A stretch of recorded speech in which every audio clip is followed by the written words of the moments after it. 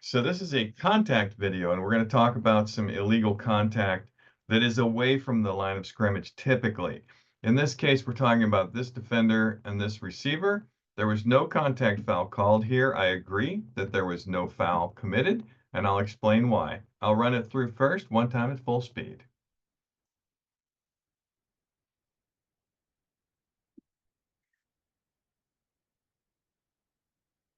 And here is why I like this as a no call. So when the receiver catches the ball, you can see that the defender is heading directly toward the receiver. The receiver's path does not alter, so it is suspect on the defender. The receiver's path continued this direction, and the defender did come in this direction. There is some contact, not what I would consider forceful contact, but there is some contact. So as the runner turns, you can see that the breakdown is occurring by the defender right now. So it's trying to pull force out of any potential contact. At the same time, the runner is spinning out of it. So the runner is not trying to initiate contact either, even though there is some. And the defender does not get the legs in the way to tangle the runner and just reaches for the flags directly and pulls at that instance. That is why I don't think that this contact, even though it occurs here, is illegal, because both players were trying to avoid the forceful aspect, and one was spinning and one was breaking down. This is another play that there was no call made. I agree that there should have been no call made here. This does involve, you can see there's a quarterback out here. There is a pass, I believe, to this receiver, and then there's a receiver that does a quick turn. There is some contact on that quick turn.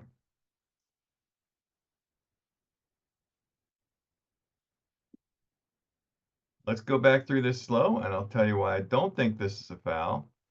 We've got a stationary receiver here who is taking a step to the outside. This defender is breaking down the gap with a reach clearly for the flag. When the defender takes just that one more step, it looks very clean. There's a lot of distance with the feet, and the hands are right next to the flags. And then the runner does a quick turn in. This is not intentional to drive through the defender. It's just a cut up the field. It does create some contact. The defender's feet are out of the runner's feet, and then there's just a strip pull. There is a little bit of reaction to the shoulder hit that does drive this left leg forward, but that's just a natural reaction. It wasn't an intention to get the feet in there to trip the runner. So I like this as a no contact foul and just good play and good sportsmanship at the end. On this play, we have a receiver that will come out and is coming down the line, and there's a defender going with her. There is a foul called for illegal contact on this play. Right here, the catch is made. The runner does not get shoved forward. I do not believe we should have had a foul on this call. So here's why I don't. We've got two players coming down the line. There is a little bit of a gap, and you can see that there is a hand extension here, but the hands don't do anything to the receiver. So just a touch is not necessarily illegal contact. It didn't influence the receiver, didn't put the receiver off the path. The receiver was able to catch the ball, and there was no forceful type element to that. So I would prefer that this not be called for illegal contact. This one is much more tricky because we have a center here and we have a nose guard on defense, and they're lined up directly in front of each other. I'm going to run it through quick here. We had two officials throw on this. I prefer that we don't throw on this at all, but I just want to show you this at full speed one time.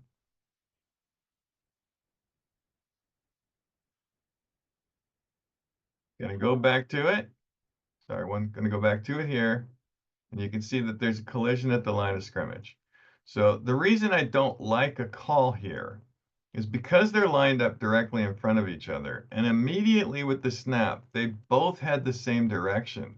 I don't see that there's any intent or avoidable aspect of this. I think this is just contact that occurs because they both lined up in front of each other and decided to go the same direction at the same time. So had the defender lined up further to the right and then come in straight, and then this person initiated that collision, that would be on the offense. Had the defender lined up let's say to the right, and then cut into the center and initiated contact, then that would be on the defense. But in this case, you can see they're lined up directly in front of each other. With the snap, they both move the same direction. There is a small collision there, no intent, and then they just both peel off of it. This is a little distance, but I wanted to put it in because you can see that the defense is all to the side. There's nobody forcing contact. Everybody's pulling from the side. The runner is not obstructed other than her normal twist or move or dip as part of being a runner. So just wanted to show that again. Quarterback throws the pass. The runner is running through the defense here. We got two defenders here on the right. We got one defender here on the left, another defender here on the right, and everybody keeps their lane. This is great technique by the defense. This is another example of great technique by the defense. Everybody maintains a side. They pull from the side. They don't get their feet in front of the runner. There's no forceful contact. It's all just side pulls. This is exactly what we want. It's the best technique we can get from a defensive standpoint.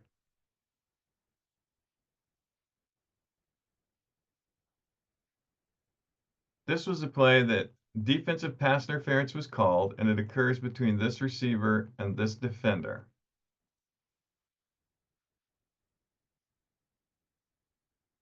This was eventually ruled incomplete, but also ruled defensive pass interference. When the offensive player makes the cut, that's when the defender initiates contact with a little push to try to gain a position advantage. So here's the offensive player coming up, makes her cut, not looking at the defender. The defender gives a slight shove to the back, which is enough contact to call pass interference. Also illegal contact. The ball falls incomplete. So anytime we have a contact foul, even if it falls into DPI, because it's a contact foul that has any type of force to it, that's going to carry an auto first. In this case, we didn't do that. I know there's some inconsistencies in the way the rule is written there, but if we do have forcible contact, which we did here, then that we're going to go ahead and incorporate an auto first. This is a play where we did not call defensive pass interference, and I felt that we should have. So we're going to go ahead and run it. It's at the top of the screen. I know we have some distance here from the press box. We're going to go from right to left. The receiver gets by the defender, stops and is coming back, and then the defender runs into that receiver who's trying to come back for the ball.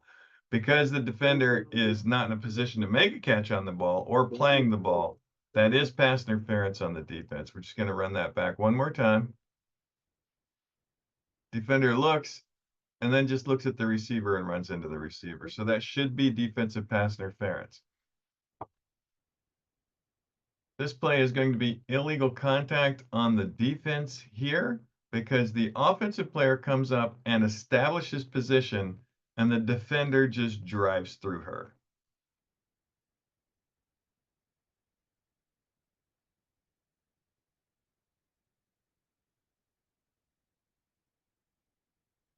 Going to go back and look at that one more time. You can see that the offensive blocker, it is suspect when they run up. All right, so you can see that the offensive player does move up, and they're suspect when they move up. But she does get set early enough to establish position, and then that defender goes ahead and runs into her.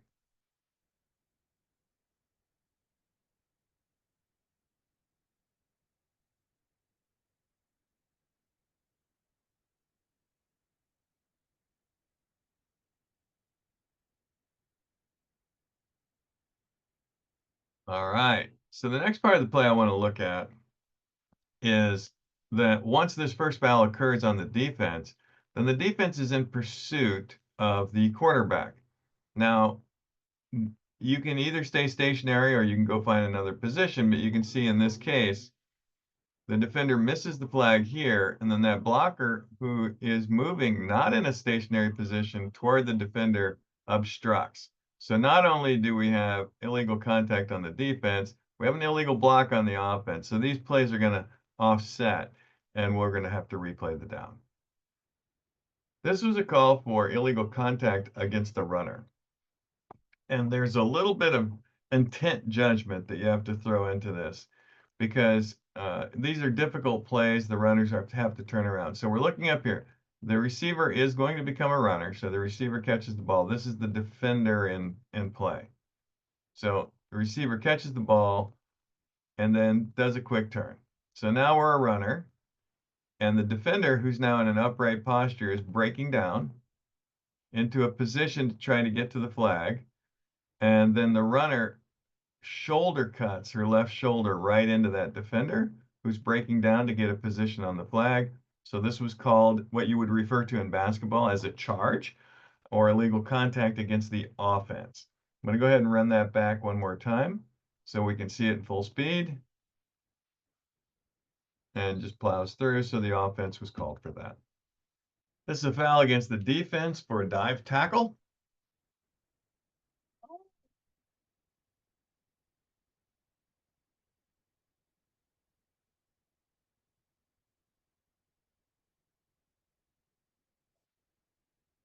You can see as she dives for the flag, she ends up in a position where she's diving directly at the runner instead of through the side.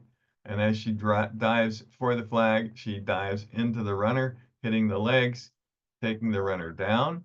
That is an illegal contact foul against the defense. That gets tacked on to the end of that run.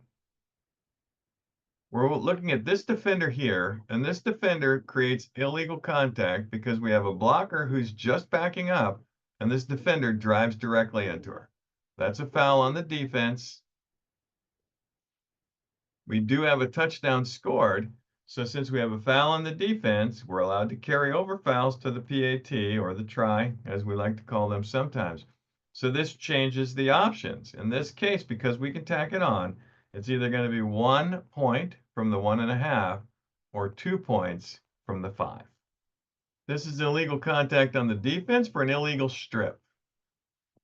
And it's very hard to see these, just ruled an incomplete pass, but we're going to go back and look at this real quick.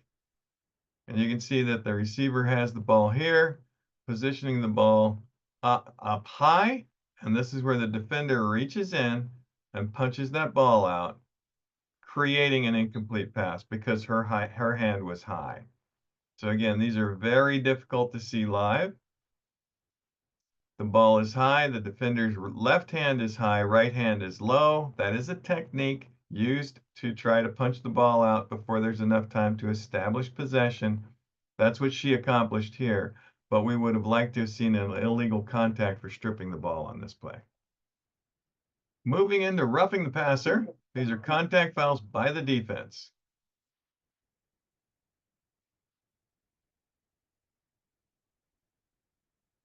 You can see the contact was on the arm. So the defense is not permitted to contact the quarterback who has just thrown or in the process of throwing the ball in any high capacity. Now, I understand trying to block the pass, and you're allowed to jump to block the pass, but you cannot come down and contact the quarterback, which is what happens here, contacts the arm. You can see the hand is over the arm here, dislodging the quarterback, normal motion. So that's an illegal contact foul on the defense, in this case, roughing the passer. This is a roughing the passer call. This is the last time down of the half. And you can see there's contact that's high, and it has to do with players that are trying to block passes. Let's go back in here and look at this one more time.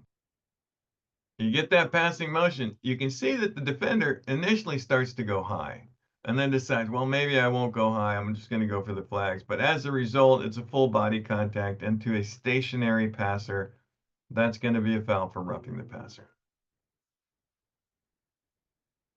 Do not have to put them on the ground, just that body contact and the act of passing, because they're stationary, you're able to go for the sides much easier. The quarterback's not running, just get to the side, pull the flag. You don't need to rush in there and have body contact. So correct call for roughing the passer. This is the last play for roughing the passer, who is in red at the top.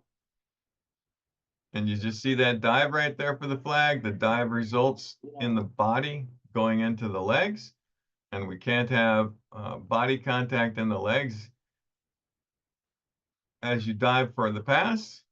So that's correct call for roughing the passer. So hopefully some of these contacts that we showed today will help us both coach and officiate the game as we move forward. And if I can do anything else as far as topics go, please contact me and we'll try to get those topics out to you.